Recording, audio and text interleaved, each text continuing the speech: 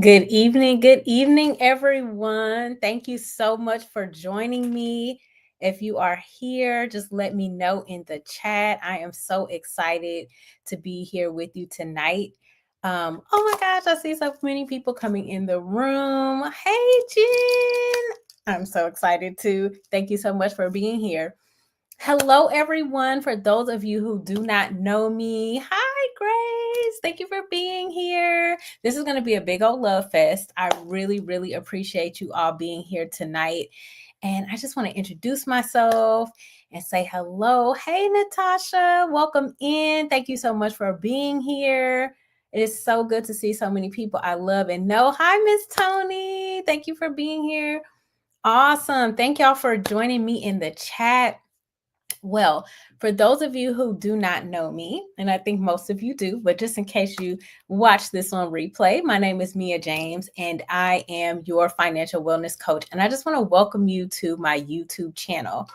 For those of you who are not familiar with Beyond the Busyness, it is a financial wellness company for the woman who's a professional or an entrepreneur, and you want to become fierce and fearless with your finances. But maybe you don't like numbers, or you get frustrated when the math is not mathing, or maybe you have some shame around money because maybe you're not where you want to be financially. Or maybe you just don't know where to start to elevate your finances. Or maybe you're a financial superstar. And I know there's some out here in the chat, my financial superstars. And you just want to be in a community where it's normal to talk about money, right? Because, for a long time, I was the only person I knew that was willing to have those hard conversations about money and how it works and how it's not working and how the math is not mathing.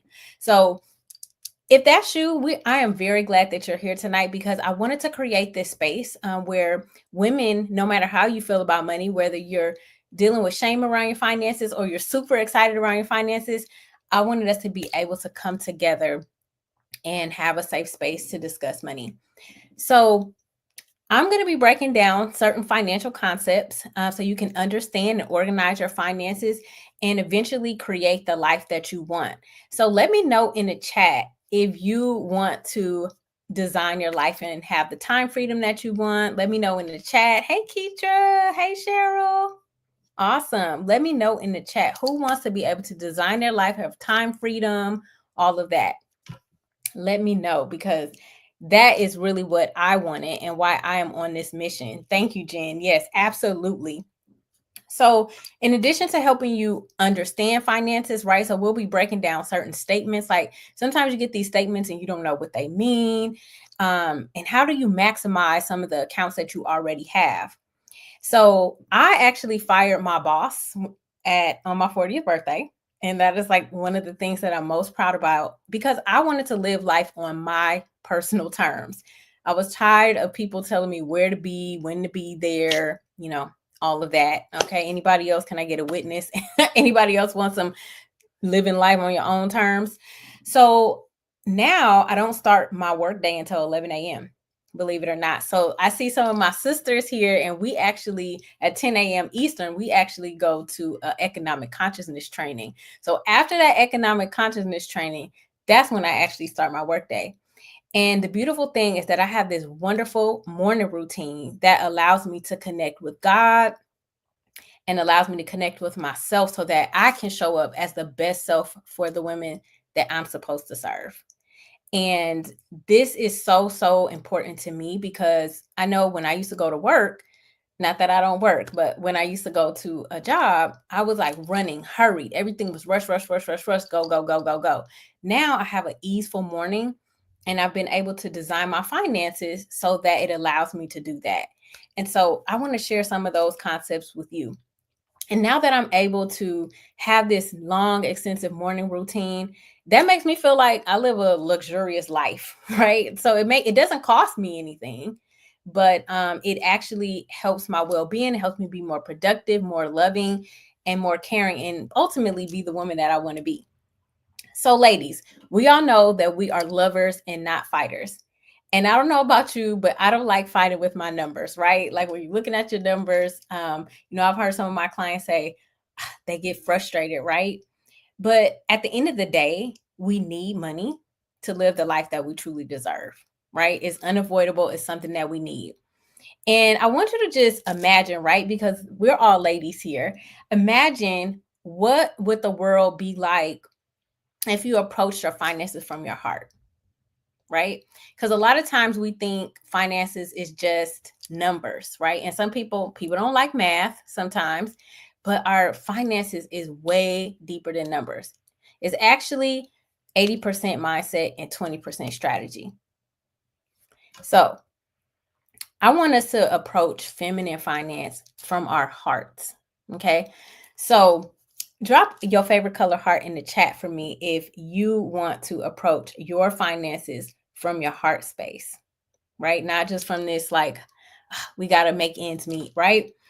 So I also believe that feminine finance is also being able to approach your spending plan from your values, right? So a lot of times when we do our, what the world terms a budget, I don't actually use that word. I use the word spending plan because I believe that we are the directors of our lives. And so we are directing our dollars where to go. Okay. And so since I'm the CEO and director of my life, when I'm making any decision, I want to make an intentional decision and I want to make a value-based decision. And so when you're thinking about your money, are you spending intentionally? Are you spending from your values? And I'm going to show you a spending value ladder eventually that I created here on the YouTube channel. And that has really helped me to, most of us love to spend. Anybody a spender out there? But it's not bad to spend. It's just how you spend and what you spend on. So if you just joined, I want to say welcome in. So I also want you to think about, eventually, if you're not there yet, get to the point where you think about money in all positive ways, because money is an energetic vibe, right? And so if you're afraid of money, you're scared of money, you think money is evil, maybe you get money and it escapes you. As soon as you get it, it's gone. There's an energetic reason behind that. And so that's something that we're going to be looking at too. Like, what's going on up here that's not helping our money to stay with us and to grow and to elevate? Because women, I'm sure y'all seen this meme on like Facebook or Instagram or something where they're like, if you give a woman some groceries, she makes a meal. If you give a woman a house, she makes a home. And so it's the same thing with our money. We're natural multipliers as women. And so we have to get past whatever it is that may be a hurdle for us to be that natural multiplier, because, we run the world. Okay, so Jen says she's a big tipper and she appreciates good service. And I'm sure that comes back to you, Jen. So that is awesome. I love that comment. Thank you for that, Jen. Awesome. And Natasha too, she says she is not stingy with the tipping. And so what they're saying to me is that they are generous givers. And because they're generous givers, things are going to come right back to them. So again, I also feel that as women, we need a safe space to discuss all things finance. And I believe that money is now becoming a lot more acceptable to talk to. Anybody grew up in that era where your parents said, well, whatever happens in this house stays in this house? Anybody? Okay. I think the chat is coming. Yes, exactly, Natasha. We are definitely creative when it comes to stretching. Absolutely, 100%. Okay, yep, excellent. Hey, Mom. I see my mama is in here too. Excellent. Yes. So, but now we're more in the era where everybody is talking about money on Instagram, Facebook, LinkedIn, wherever you go, people are talking about money. But people are talking, a lot of what I'm seeing is strategy. We're not talking about the soft side, the feminine side of money, and how we connect spending to what's important to us and and investing, right?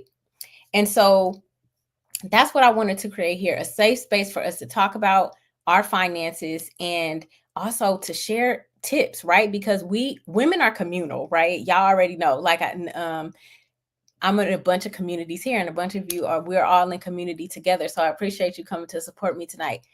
And with that, I want to make sure that this space is curated for you. So if there are certain topics that you want us to talk about, drop that in the chat for me now, and I will definitely be bringing that up. And I can bring in guest speakers as well, because I know we have some other experts in some other areas here too. So, one thing that I've learned about wealthy people is that they share wealth building tips with one another. And what I learned is that people who are not so wealthy, because I like to speak positively, they don't really talk about that. They really kind of hide, or complain about what they don't have. And trust me, I've been there. So I want to just share a little bit about my story so y'all know where I'm coming from. I'm not one of those people who hasn't been through the trenches, been in the trenches. And honestly, I was actually in a place a while ago where I was actually depressed with my own negative self-talk, believing I didn't have enough money, which I know now is not true because God is my source. And so everything is available to me. And I had that thought, even though all my needs were met. So of course it wasn't true, but in my mind, because I didn't have certain things, I felt like I didn't have enough. Right. And so there's that thought in your subconscious mind about not having enough. That's an energetic vibe, right? And so it's whatever you concentrate on is what is going to happen. And so if I kept concentrating on not having enough, then guess what? I didn't have enough.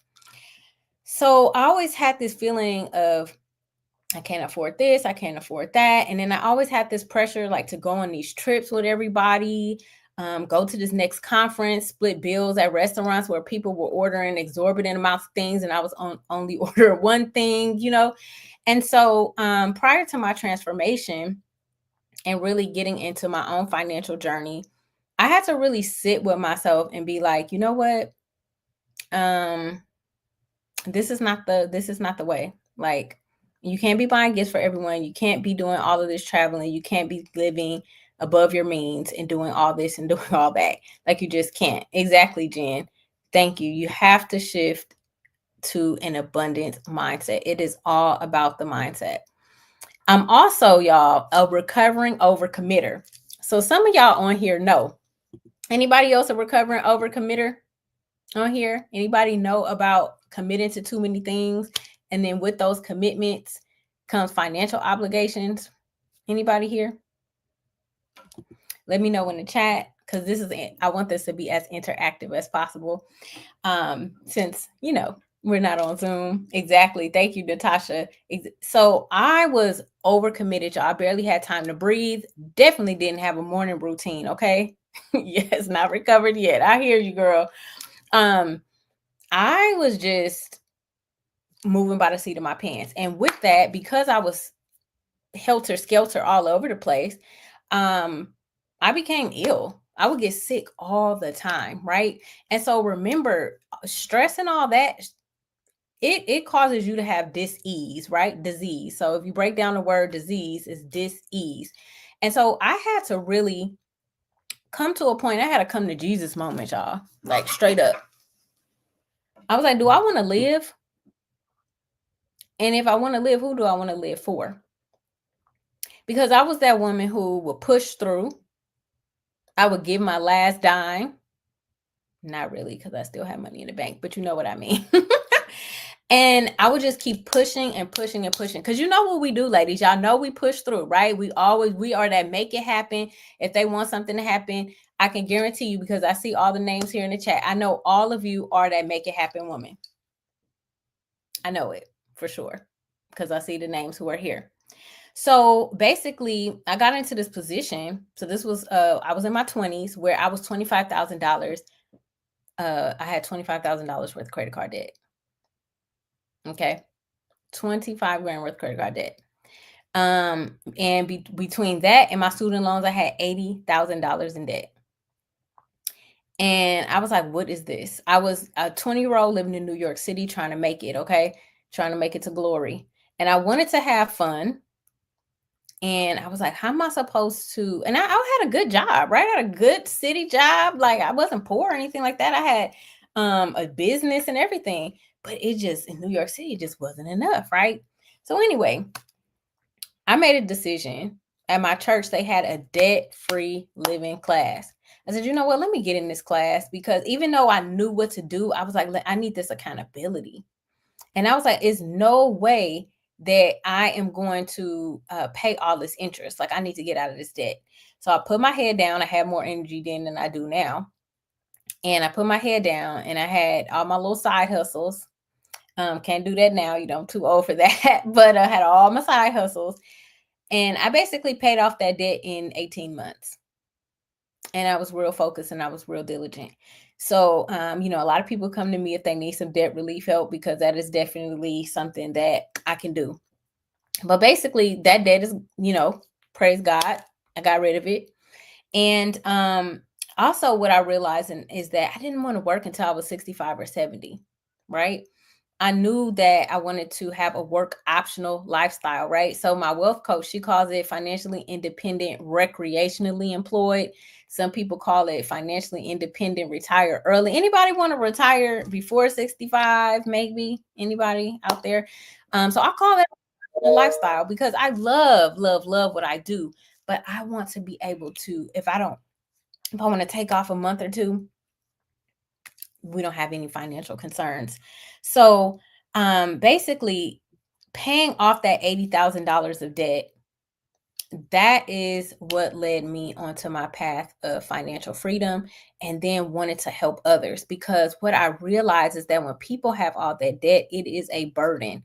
And I am a former mental health practitioner, and I know that when your money ain't right, your mind ain't right, and when your mind ain't right, your money ain't right. So money and mental health are strongly, strongly connected. Okay, Jen, let's do this. 50, let's do it together, girl. That's what I'm trying to do too. Because my husband is going to retire. I want to retire right there with him. So, that's a little bit about me. So I just wanted y'all to know that I've had struggles, still have struggles as a full-time self-employed person. But it is so worth it. Okay. Thank you, Grace. Awesome. Yes, it was such a blessing. So I paid off the credit card debt in 18 months. I just want to be not the whole 80, but the credit card debt. Yes. But the whole 80 is gone. So I just want you to know, if anything, before you leave here, I want you to know that you deserve to have the life you want. And the life that we want, it takes money. And the more that I can help women feel comfortable and confident with their finances so that you can live the life you want, then I know that, when I close my eyes, God will say, well done, thy good and faithful servant. Hey, Mel. So the other thing I want us to talk about on the soft side of finances is our feelings around finances, because the first step in changing anything is awareness. And I want this to be a place where your soul is fed, because it's not just about the numbers. For me, I know that money is a tool and it takes on the characteristics of the owner. So if the owner is a giver, like Jen and Natasha, then that money is going to be given, right? If you're stingy, you're going to hoard the money. So money is simply just a tool. And I want this, again, to be a place where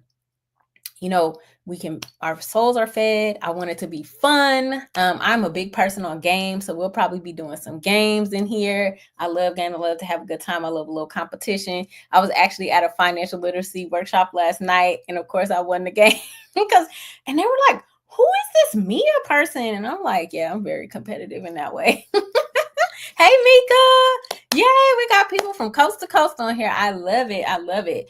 Awesome. So, like I said, I think finance is fun. And, every time I get a direct deposit or a check, y'all, I actually celebrate in gratitude. And, I want you to be able to do the same thing, because that is allowing us to live the life that we want to live. And you may not be there today, and that's okay, but we want to get you there. We want you to celebrate and be in gratitude every time you get those direct deposits and those checks, because that is another seed planted in your dream being fulfilled. So, like I told you, money, I feel like money is a tool, right? And so type it in the chat, like, what are some of y'all feelings around money? Thank you, Cheryl. Yes, gratitude is a must. Hey, Mama Linda, welcome. Excellent. So earlier I talked about money being an energetic vibe. So I know some of us, okay, look, I'm a Christian, okay? So I always like to tell you that straight up. I'm a God girl. Yes, Cheryl. Come on, Cheryl. Drop the nuggets in the chat for me then. Listen, some of us grew up in the church, right? And they were like, oh, money is the root of all evil, this, that, and the third. Or maybe you're afraid of having too much money. Like, maybe you make all this money and then all of a sudden it's gone, right? Now, if you're scared of money, money is scared of you too. Okay. Yes, Jen, you are a wealth builder now. But again, if you look at money as a tool, and money is not your God, right? Because when the Bible is talking about money is a root of all evil, the love of money, right? But if you are using money to build the kingdom, to give back to others, to leave a legacy for your family, you are using the tool in a way in which it was created to be used. So, and even if you treat yourself, that's fine too, right? Because it's your money. But what I've learned, which has been so crucial to me, is just having that gratitude for the money that you have, and then also having gratitude for the money that you will have, and asking to have wisdom over that money that's going to be entrusted to you, and being a good steward over that money is going to help you to continue to multiply.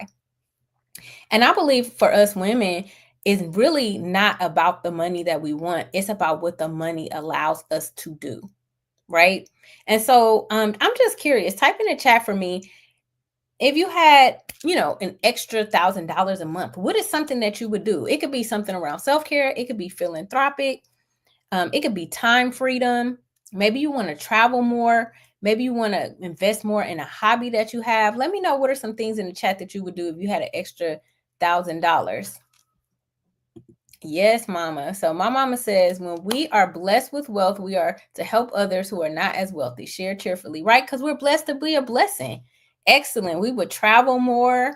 Yes, travel. We got a lot of travels in the chat. That's definitely what I'd be doing. Excellent. What else will we be doing? Invest for retirement. Praise the Lord. Glory, right? For that work optional lifestyle or recreationally employed lifestyle. Maybe you want to be a philanthropist. Maybe you want to create scholarships. Maybe you want to teach young people how to invest. So that's something that's on my goals for this year, is to teach my nephew how to invest. He already told me he want to own Lego and Target. Okay. When I told him I'm teaching him, he was like, oh, TT. And I explained to him what a stock was. He said, well, I want to own Target and Lego. I said, bet, because that is where you like to shop. So, okay, we got invested. What else are we going to do with our money? Anybody want to do anything fun? Because it's also a part of us being feminine, and this is something also I learned from my wealth coach, is women are creators, right? We're multipliers, and we do well and attract when we are having fun. Yes, okay, Melly Mel. Mel wants to travel and invest. So I really want us to think big, bold, and audacious, and how we can use our money to actually make our dreams become reality. Those someday things that we said we wanted to do, right? Yeah. Oh, that's what I'm talking about, Mel. Yes, indeed. First class tickets. That's what I'm talking about. Big, bold, audacious. Because God wants to bless us abundantly, right? And I know I was a victim. I'm guilty here. I was that person who only thought about what I could control in my sphere of influence. But I'm not my source. God is my source. Right? So we're going to wrap up here, because some of us are heading over to book club here shortly. But basically, what I want us to do in this space is talk about value-based spending. Okay. So we'll be talking about that. We're going to talk about how not to run out of money when unexpected expenses pop up, how to protect your assets so you can leave a legacy, how to plan for your work optional lifestyle, which is also known as retirement, and make sure that you can afford that expensive healthcare unless your company pays for it. So just to wrap up here, feminine finance to me is all about creating a spending plan, because like I said, I don't use the word budget, that connects to your heart, your values, and your dreams. This way, you're excited to have a date with your dollars. Every time I sit down with my dollars, I'm excited because I'm telling them, okay, What are we doing that is getting us towards our dreams fulfilled?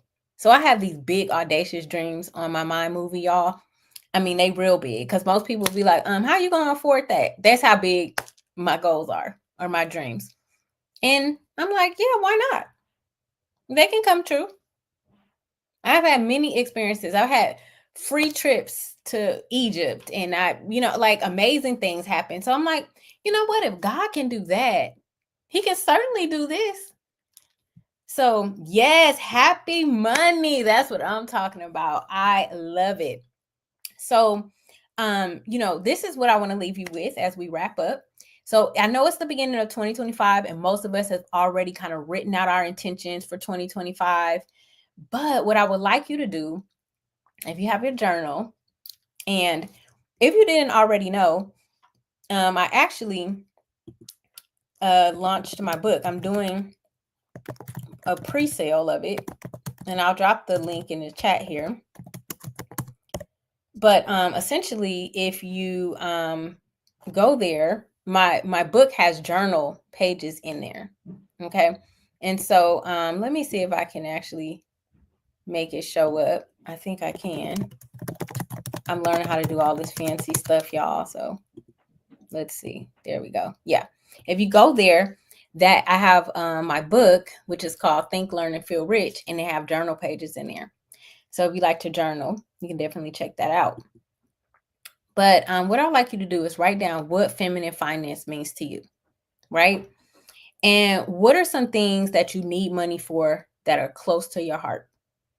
Okay, so that could be like the nonprofit you want to start, the scholarship fund you want to start. Like I've been saying for years, I want to start a self-care scholarship fund for mothers. So I'm still figuring it out, but basically I want to do it where the moms get money to pay for a babysitter if that's what they need, and to do something for themselves as self-care. Because my mama is in here, and my mama still work, and I'd be like, you go, mama. Thank you, Jen. Thank you, Mel. Mel says she ordered the book. Oh, thank you, Grace. Yes, awesome. Yes, pre-order. So it's on the way. We just pre-launching. And then after you write down some things you need money for that are close to your heart, I want you to think about what your personal values are, and if your current spending is aligned to your personal values. Okay, so one of my personal values is philanthropy. So I'm always checking to make sure every month, did I give some money away? Real simple. Okay. So that's the main takeaway that I wanted you to have tonight. I want you to define, what is feminine finance to me? What is that heartfelt, if my money could do this for me? Yes, Miss Tony. Okay, come on, Miss Tony, start the trend. What is our heart-based desire for our finances? I want you to drop that in the chat for me. So I have someone who is starting a nonprofit in the chat. One day I'm going to get this mother scholarship launched, because I see one of my besties in here, Tamika. She's a mama. So if you would like, you can join me next week. Prayerfully same time, same place. If I have to change it, I will let you all know. But next week, I'm going to share my secret about how you don't run out of money for unexpected expenses, right? So that is something that I'll be talking about next week. And I'm one of those people, I'm to the point, so I'm not going to hold you long unless, y'all got a lot to say in the chat. And then we'll keep it going. But other than that, I will be short lessons that you can implement in bite sizes, because I know it could be overwhelming if you're new to this space, right? But I really just want to give practical nuggets that you can implement, and that that feel good to you, and your heart says yes. Oh, Natasha, now that is pretty cool. She wants to purchase land to grow organic food. Praise God. And especially, this is so important because there are so many food deserts out there. So again, I'll be going live here on Wednesdays. And if you would like some more information on financial literacy and things that my team and I offer, I am going to put this link here that you can, I think I'll type it in the chat as well. you can go to that link and you can join my team and I tomorrow. It's just half an hour. We do a financial literacy talk, and we go over simple financial literacy principles. So if you know people who need this, then you can send them there too. And it's tomorrow at 6 Pacific, 8 Central, 9 Eastern. All righty. Well, thank you so much for joining me tonight. It's time for book club. Not with my book, though. A different book. But maybe one day we will have a book club with my book. We'll see. We'll see. Well, thank you, Jen. So thank y'all so much for joining me. It means the world to me that you all came. This is such a blessing. And I pray that you all have a wonderful, wonderful night. God bless you all. And here's to a year of feminine finance, the soft era, and living from your heart. God bless you all. Bye-bye.